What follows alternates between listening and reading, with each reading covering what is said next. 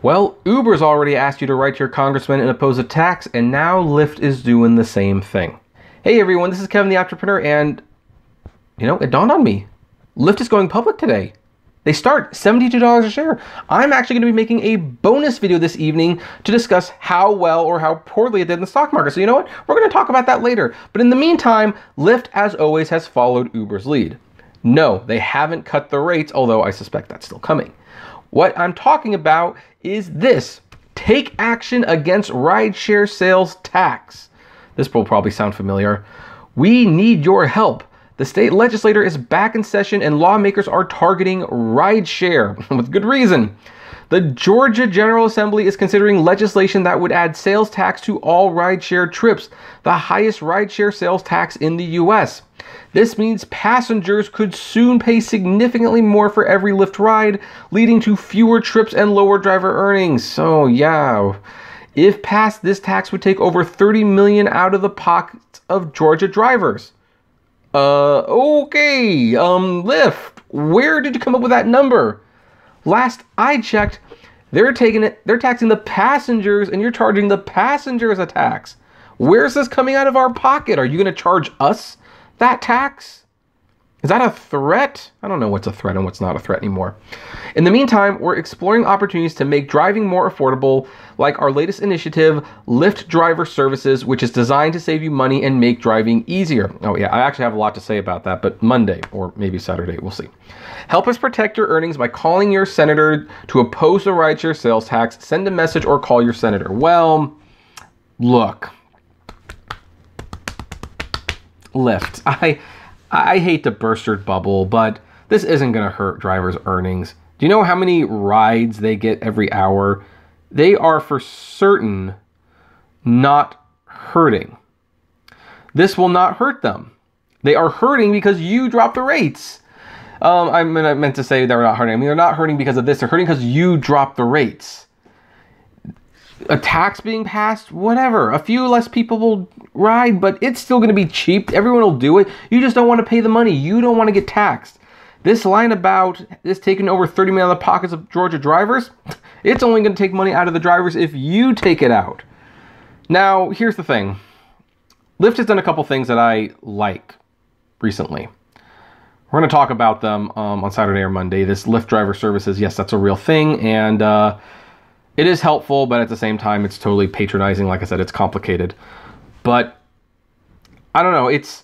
The thing is, at this point, to send a message to the senator to help Lyft out would also be helping Uber out. And the thing is, we are so fed up with Uber and the price cuts, which you, by the way, don't make any better. You cut the rates too, that I can't in good conscience recommend anybody fight on Lyft's behalf. I can't. I don't think they should. I think the tax actually needs to happen at this point. I think there needs to be some legislation written.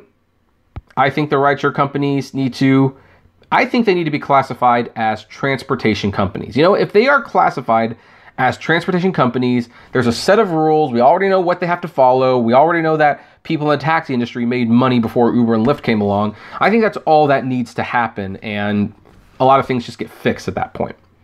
A lot of things just get fixed. And yeah, you're going to have a set schedule. But, whatever. TaskRabbit's out there. I guess you can get part-time work that way. So this is, I don't know. I always hate it how every time one of these things happen, they always talk about the passengers first. And then they're like, oh, and by the way, if the passengers aren't paying as much, then if they take less rides, you get less rides. Like, no, I can't take any more rides per hour than I possibly can. It might not even be a terrible thing for the rides to go down a little bit to convince some of the ants, as I call them, the ones who only do this for beer money, to stop driving. And once they stop driving, then there might be more rides for the people who want to do it full time. Because that's the thing about the market thing in all this. People say that, hey, if you pay drivers what they're worth, there's going to be a bunch of people who oversaturate the market because they want the good money. And I say, okay, there's two reasons why that's not particularly true. One, Uber and Lyft can cap the cars if they want, they just choose not to. Second thing, if it does get that flooded and no one's making money, guess what? There's going to be a lot of people who quit, and the market will correct itself. So I don't believe that for a second. So anyway, I don't want to tell you how to vote or how to call your senator. Right now, I'm not necessarily protesting Lyft, but I don't want to drive for either of them, and I suspect Lyft is going to be cutting the rates soon anyway. This is, and I'm against Uber, so if I were in Georgia, I would call one of the senators and basically encourage them to tax. I identify myself as a longtime Uber and Lyft driver who believes that the tax needs to happen. But that's just me. What says you? Do you agree, disagree? I would love to know. So this is a short one. Comment below, like, favorite, share, subscribe. If you enjoy my videos, consider becoming a Patreon member. It's totally optional, but even a little $1 a month goes a long way to helping the channel run smoothly, and you get access to my Patreon's exclusive blog. Also, don't forget to check out my Apptrepreneur vlogs channel. A lot of new stories coming there soon, and my Apptrepreneur Hangouts Facebook group on, well, Facebook. And as always, flame responsibly. Have a good one.